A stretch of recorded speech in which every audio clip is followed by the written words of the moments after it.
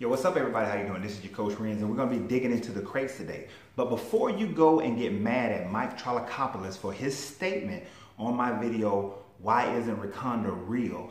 I want you to first listen to this video and understand that Mike Trollopoulos can't help himself. It's the environment he was raised in. It's the environment that he lives in. So before you do that, please listen to the entirety of this video before you go and speak to Mike Trollopoulos. But let's go ahead and dig into this crate. You see on my video, Why Isn't Wakanda Real? A question that was asked by a child, which was done at a seminar held by Jamar Milton of the Lighthouse. Mike made the statement. And here's his statement. The fact that he says that a black society cannot thrive, an all-black society cannot thrive. Why? He pointed to Liberia. He pointed to Detroit. I didn't know Detroit was a full-fledged black society. I believe most of the land there and many of the businesses are owned by white people. So the bankruptcy of Detroit is not an all-black situation. Liberia, a country that was set up for former slaves by Abraham Lincoln and after the Civil War, which was filled with corruption from day one, said that it cannot thrive, it cannot survive, that an all-black society. Now, he failed to notice, since he pointed out cities like Atlanta, which will be equal to Detroit, a city that has been thriving. Cities like DC, equal to Detroit, it's been thriving. Other cities, Birmingham, Alabama, is growing. It's growing tremendously. These other cities are growing, but yet you exclude those cities. We looked at countries, I mentioned countries within my comment. Countries like Botswana, fastest growing economy in Africa. One of the most stable governments over the last 50 years, ever since they became independent, has been a stable government, less crime than most other places in the world. But yet he cannot see these things. There are many other places that he cannot see. He cannot see the fact that Bosnia, to which I, as a U.S. Marine, went to Bosnia in support of the destruction and the genocide that was going on there, to try to help end that, to provide humanitarian service for that. I went there, an all-white country that was destroyed, in disruption, had all kinds of issues. Greece filing bankruptcy, almost wrecking the European Union. Not to mention the breakup of the Soviet Union. Germany, Nazi Germany, a failed all-white, Aryan, racial superiority government that failed. Every European monarchy has failed. And America's on the brink. We can name different cultures and different societies where people have failed. It does not mean the color makes a difference as to whether or not a country can succeed or fail. South Africa was ran by all whites and it failed. Now it's being ran by blacks and it's thriving. So Mike Trollopoulos, I don't pronounce Greek names as well, but Mike T, you may want to relieve yourself of your air of superiority in thinking that white is right and white is might, and look at your own history. But I understand. You've bought into a propaganda, and your propaganda says that white people, your ancestors, must be uplifted in order to uplift you. And guess what, Mike? I'm not mad at you for it. And neither should any of my listeners be mad at Mike T. I'm going to give you a brother name. Mike T. should not be mad at you for uplifting your people, uplifting your ancestors, for providing an education for your children, if you have any, to be able to look back at their past and know that they can achieve whatever they choose to achieve. Now, we're not going to talk about the fact that when the European decided that they need to impress their way of life on other people and other lands for resources and for taking things, that they also brought disease, they brought war, they brought all kinds of other destructions to those indigenous people. We can talk about those things, but we are not going to talk about those things. We could talk about how they pushed on their religion onto the indigenous people, taking away their history, rewriting and whitewashing their history. We're not going to talk about that because Mike T is trying to maintain an air of superiority for his children, so that his children will look back on their ancestors, so that his communities will continue to develop and grow. so that his children will continue to have something to strive for, knowing that they have an upper hand, they have a privilege that others do not have. It is not the propaganda that is hurting Mike T. It is the belief in that propaganda that is hurting people like you and I. And this is what I really want to discuss with you.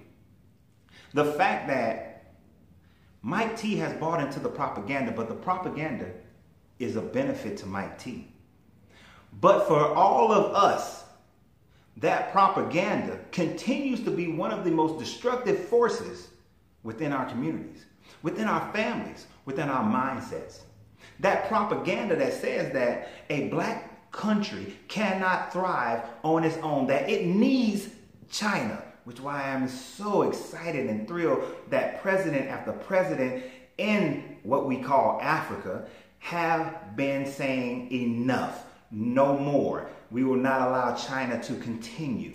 That they have said to the European countries, enough, no more. We will not allow you to continue to have your influences. So I am extremely proud of that aspect, because in America, we've bought into the propaganda. You don't believe me? I grew up with people who said that Malcolm X's succession separation, creating our own country, would have failed. That black people would have messed up their own land in America. That we didn't have it within us to be able to govern ourselves. I know people who were born in the 40s and 50s and 60s. They bought into this propaganda that we need Caucasians, white people, European rule, Western culture in order to be successful. I see people daily who say that this is why I don't shop with black people. This is why I don't do business with black people. And I know many of you are going to say, well, have you not seen how I've gotten hurt by dealing with our own kind, and they don't do business the certain way that needs to get business done. And yes, that's part of the propaganda as well, because business owners have bought into the idea that a black business should be ran subpar. That it is okay for you to run your black business with lower levels of customer service.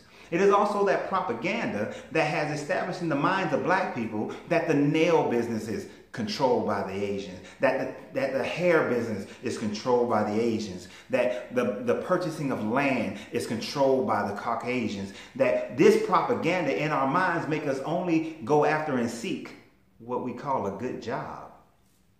But where does that good job get us? What's the point of having a good job if once you retire, you don't have enough money to live off of? What's the point of having a good job and getting that retirement, and then you still trying to pay rent at the same rate that you was paying rent when you first started? And now you don't have enough, and now you're at Walmart saying, welcome to Walmart. Welcome to Walmart. What's the point? We buy into a propaganda. While others are sending their kids to get education in order to build businesses, while others are sending their kids to go and network in colleges so that they can make deals and have affiliations with people so that they can have the grander life and have more cash flow and have more power and more influence, we're sending our kids to get an education so that they can go get a job for somebody else and make them wealthy. Gaddafi was scolded for saying that he sent his kids. He sent the kids of Libya to Europe to get an education. But as Dr. Clark said, he told them to come back home. Bring that education back home. Marry one of the women in your home and build this nation. I've met many people from Botswana and other countries in what they call Africa who have come to America, went to England, got their education, got their connections, and brought it back home, because they believe in their home. But we bought into the propaganda that we can't do business, that we can't do business with each other, that we can't own the land, that we can't build the business, that somebody else is going to try to stop us. Many black people have bought into the propaganda that the man ain't gonna let you do it. Well, the man don't have to stop you from doing anything if you already believe the hype, if you already believe the lie. If the lie is ingrained in your mind and you keep spinning this lie out of your mouth, if you keep letting that energy flow through you, then yes, you will keep getting that same result. You see, the problem is not Mike T. Mike T is the product of a propaganda statement that keeps his kind in power. The problem is the fact that we believe the propaganda ourselves, that we accept this propaganda to be our truth, that we will say that I don't want to live in a black neighborhood. I don't want to buy from a black business. It's too much of an inconvenience for me to go out of my way to support a black business. That when people like Ricky Swank says we're going to do the 100 block dash, meaning buying 100 blocks in a black neighborhood, we don't want to do that. We hear these speakers and commentators who talk a good game. We have these people who say, give me your money, I'll build a school, and they never build a school, and yet we want to get mad. We see Cardi B and we see these other people and we support them. We're quick to share their information. We're quick to share something that happened with Kevin Hart, a meme or something like that. But that friend of yours who owns a business, how often do you share their business? How often do you share these videos? How often do you share when a family member starts a business? You sharing everybody else's business. You're sharing the fact that you went to this movie or that movie, that you ate this meal or that meal, but yet your family member who owns a restaurant, how often are you sharing that? You should be as much on the marketing team of your friends and family as much as you are making sure that you shoot an Instagram video when you're out riding on the carriages, doing the Ferris wheel, out at the park. You're at this concert and that concert.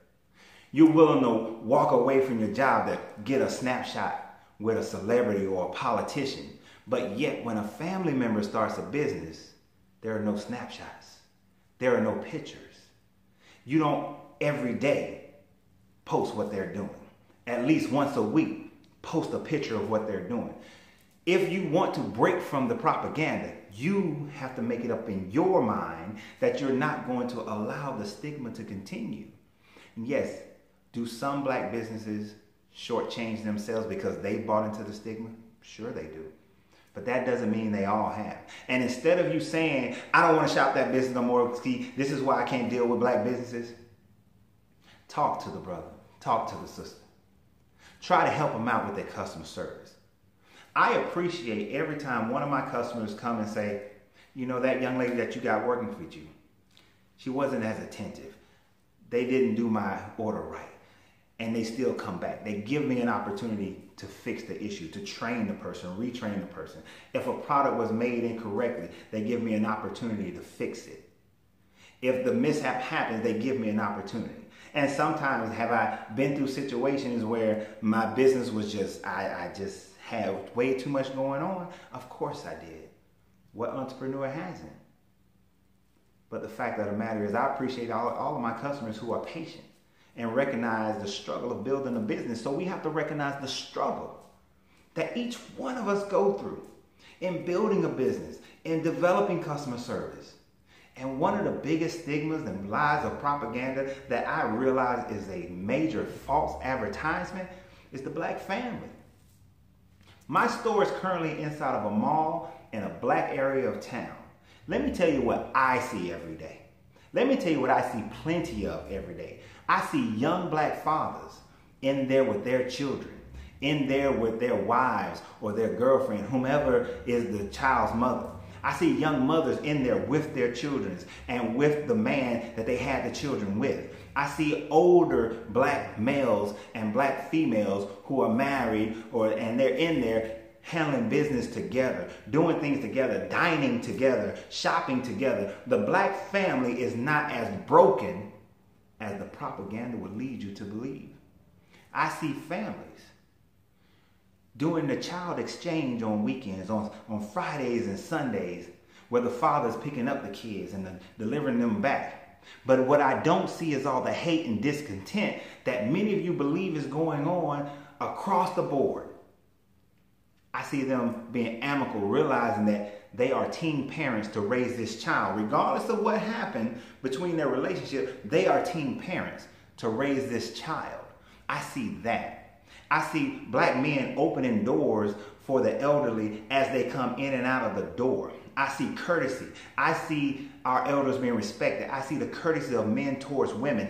every day, but we believe the propaganda that is lost, that is gone. And if it is gone most of the time in your life, look at your sons, look at your daughter. Are you requiring that they uphold that standard? Are you requiring to uphold that standard for yourself? Ask yourself these questions. The only way to change what's going on in our communities is if we decide to change what's going on in our communities by changing who we are and our perception of everything that's going on. I'm not mad at Mike T, and neither should you. You should not be mad at Mike T. Everything is a benefit for Mike T, and he's trying to maintain that benefit. But you have to join in the warfare that is going on for the minds of every black person that you meet in this country and other Western countries, because it is a mental warfare that is going on, and they're winning in your spiritual warfare. When you look up on your wall and you see a white Jesus, I'll at least give you some credit if he was a black Jesus. At least you're worshiping a God that looks like you, that has attributes like you. But a black Jesus with long stringy hair is not a black Jesus that looks like you.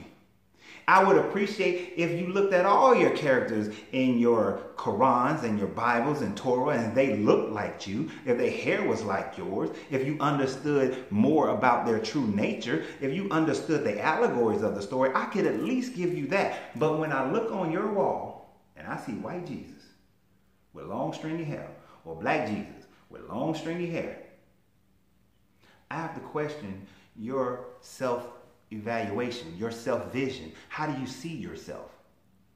Because if you see yourself through the eyes of those who oppressed you, who oppressed your ancestors, those who beat you and hung you, those who strapped you to the backs of trucks and drug you, for those who killed you for the lie of a woman saying that that little black boy was looking at me. If you see yourself through those eyes, then you can never overcome the propaganda, the mental warfare. They're winning the battle, generation after generation. This is why I said, let's leave. This is why I then later said, you know what? Let's build a trilateral. Let's establish a Caribbean nation, African nation, and business in America that supports the development of those nations as well as black communities here. This is why the Temple of Learning is starting now. Because the Temple of Learning has to be in place in order for my end of the bargain to be done. Because I refuse to accept this propaganda, this idea that an all-black nation cannot thrive, when we already see on the continent, or in what some African tongues call a Kibulan, have been thriving. What they call Kemet thrived. What Mansa Musa produced thrived. The Ethiopian empires thrived. To say that an all-black nation cannot thrive shows the ignorance of the oppressor, but also the weapon of the oppressor, but shows the downright brainwashing and ignorance of the people whose history says that you were business leaders, that you were economists, that you were doctors, you were scientists, that you were good husbands, that you were good mothers, that you were good fathers, that you were good children, that you built civilizations and you thrived on all levels of that civilization. Now, I'm going to leave you with one last aspect. In order for this to happen, in order for you to truly win on this road of ridding yourselves of the brainwash, this is very difficult and may cause some of you to have to walk away from some of your religious traditions. But until on this physical plane, we show the balance of the male and female energy as our ancestors had done before. You see, over the last 6,000 years, we have fallen victim to this patriarchal society, this westernized thinking of the patriarch and the lowering of the matriarch, and we cannot reverse it and uplift the matriarchal society and put down the patriarchal society. But in the time frames when our people were grand, when our societies were golden age, when we went from lead to gold, it is when we understood the balance of the male and female energy. We do that on a physical plane here by understanding the equality and the importance and the vitality of the man and the woman coming together in yoga union as one. When we understand that, it binds in the family as one core unit. When we understand that, when we respect our women and our women respect our men, when we do what is best for our women and our women do what is best for our men, when we come together in unity as father and mother, as husband and wife, as boyfriend and girlfriend, as whatever the heck you want to call it, when we come together on this physical plane, we can then come to union on the spiritual plane and the mental plane. When we come together on the spiritual and mental and the physical, the mind, body, and the spirit, then, only then, can we truly rid ourselves of this brainwashing, rid ourselves of this propaganda. Then we can build business. Then we can build communities. Then we can build our educational system. Not their educational system, build our educational system where our children are learning what we need to learn, what we want them to learn, learning economics, learning their history, learning about their ancestors, learning more than what the Western culture has tried to ingrain on them to just make them good workers, good employees, to be used and cast aside. At that point, we build our nations, we build our armies, we build our Marines, we build our society. We understand and respect our elders. We build our culture. We build our spirit. We come into our true spirituality, which is not the one that has been taken, stolen, whitewashed, rearranged, rewritten, done everything under the sun, and looks absolutely nothing like what our ancestors knew and understood. When we can look out at nature and know who we are in the creation of all things, that's when we find ourselves. That's when we grow. That's when we get rid of the propaganda. That's when I don't have conversations such as one I had recently. When a young lady was speaking to me, and I said, one of my goals, aspirations, one of the things that are on my must-do list is to go back to Egypt and study the Sphinx, study the pyramids, study the temples in Karnak and Akhten. That is one of my musts. And one of my musts is to go to some of the other locations, historical, ancient locations throughout Africa. And the response was, I have no desire to go to Africa. I'm not going to Africa. We have a disdain from the place of our ancestors because we bought into the propaganda. We believe in the images of Akibulan that they have decided to show us instead of seeing the true areas. And even if, and some of my journeys will take me to areas that are not as industrialized, who says that we can't see the opportunity to industrialize, but not as Western industrialization happens, but to industrialize in concert with the earth?